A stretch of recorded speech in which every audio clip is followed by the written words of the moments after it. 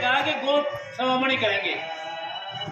हमने जो एक पहल शुरू की चेतन जी के साथ मिलकर के, और आज कम से कम 101 आदमी जो है प्रतिदिन गो सवामणि करने के लिए आतुर हैं, और हम रोजाना इसको जो है व्हाट्सएप पर डाल रहे हैं। गो सवामणि में 40 से 50 किलो दलिया है, 10 से 12 किलो गुड़ है, 1 से 2 किलो तक मीठा तेल है, उसको हम पकवाते हैं।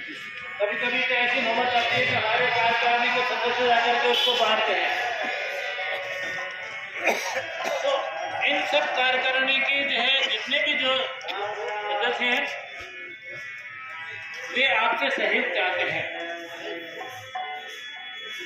मैं आपसे निवेदन करूंगा, गौशाला में वर्तमान में हम ये चाहते हैं कि गांव में कहीं भी गाय आपको दिखाई नहीं दे।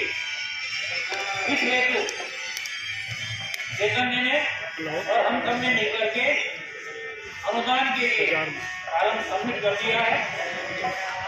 आगे कहीं उन्होंने मंगाए हैं, आगे कहीं जल्दी ही देर हो जाएंगे अनुदान के लिए, और जब अनुदान चालू हो जाएगा तो थोड़ी हमारे को राहत मिल जाएगी। लेकिन जब तक अनुदान नहीं मिलेगा तब तक हमारे सामने चारे की समस्या रहती है। केवल एक दिमाग रहता है कि गायें भूखी नहीं रहे, बाकी और काम बाद में। तो मैं आप सभी से हाथ जोड़ करके निवेदन करता हूँ कि जितना अधिक से अधिक आप हमारे को गायों के लिए चारा दे सकते हैं, खुले मन से दीजिए। कहते हैं कि दान देने वाले की जड़ सदा हरी रहती है। और इसी क्रम में मैं आपसे ये कहूँगा कि आप जितना अधिक से अधिक चारा हमारे को दे सकते हैं, क्या प्रेरित कर सकते हैं, कीजिए। इसी कड़ी में मैं सावरमल जी जो है कांडे को भी जो है शायद सुन रहे होंगे, धन्यवाद दूंगा कि उनकी पहल से चारा खुद भी डलवाते हैं और दूसरे से भी डलवाते हैं। मैंने मना किया है कि मेरा नाम मत लेना, लेकिन मुँह भी आ ही जाता है, कोई काम करेगा उसका नाम आएगा। अब मैं वहाँ जो कमी हमारे को अखर दी है उसका एक मैं निवेदन कर रहा हूँ कि गायों के लिए जितने भी शेड बने हुए हैं सारे चद्दर के बने हुए हैं। उन गायों को चद्दर के नीचे मई जून में भी रहना पड़ता है, और वो चद्दर शेड 10 फीट तक ही ऊपर है, 10 फीट भी शेड नहीं है, 8 फीट है। उन गायों को हमने कोशिश की है प्रत्येक जो है शेड में पंखे लगवाने की, पंखे लगवाए भी हैं, दानदाताओं ने पंखे भी दे रहे हैं, लेकिन लगवाए कहाँ, क्योंकि जैसे ही पंखा लगाते हैं गर्मी की हवा आती है, हवा गर्म आती है।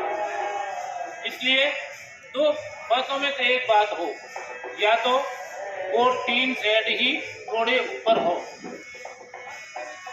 कम से कम 15 फीट तो कम से कम हो ही, या वो RCC डले हो। यदि आप सभी मिलकर के ये काम कर सकें, किसी के सहयोग से ये काम हो जाए, अति उत्तम। इसके अलावा हमारे यहाँ बिजली का बिल अभी कल ही मैंने देखा था, तब मेरे दिमाग में आ गया, 2 महीने का 40,000 रुपये बिल आया है। हमारे दिमाग में ये था कि गवर्नमेंट छूट दे रही है, कृषि में जो है कम जो है रेट होगी, लेकिन 40,000 रुपये बिल आ रहा है, और इस 40,000 रुपये के साथ से 2.5-3 लाख रुपये प्रति वर्ष बिजली का बिल आता है।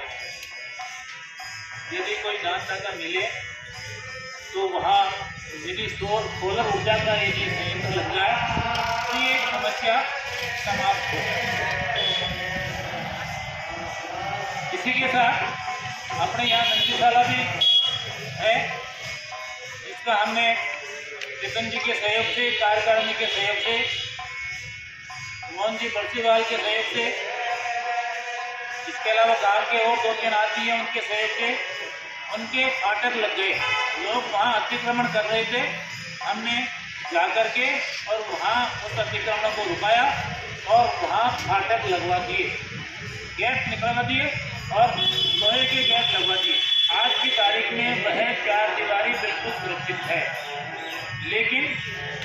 बार बार लोग ये कहते हैं कि गांव में जो सांड जो है इधर उधर घूम रहे हैं उनको अंदर लीजिए। हम भी प्रयास कर रहे हैं लेने के, लेकिन जब तक सहयोग नहीं मिलेगा हम कुछ भी काम नहीं कर सकते।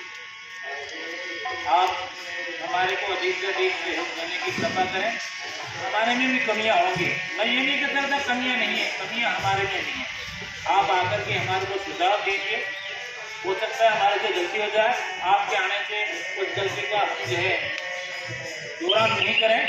जो गलती होगी वो तो होगी, लेकिन उसका दोहरान नहीं हो, इसलिए आप सभी से निवेदन है कि महीने में एक बार, सप्ताह में एक बार या प्रतिदिन यदि आप आ सकते हैं तो आप आइए।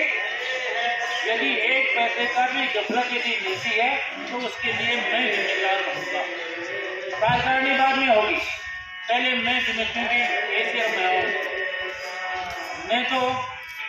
मैं इनको देता हूँ अपना 5 रुपये अपना जेब में तो लगता है, लेकिन 5 पैसा अपना घर से नहीं आए, इसके लिए मैं बार बार इनको कहता हूँ। ये भी कहते हैं हमें जो भी छोटे मोटे खर्चे होते हैं हम हमारी जेब में से करते हैं, हम छोटे मोटे खर्चों को उसमें लिखते नहीं हैं। उन्हें आप सभी का धन्यवाद, आप यहाँ आए, हमारे जो है कार्यकारिणी का गौशाला का आपने जो है हिस्सा बढ़ाया, पुनः धन्यवाद।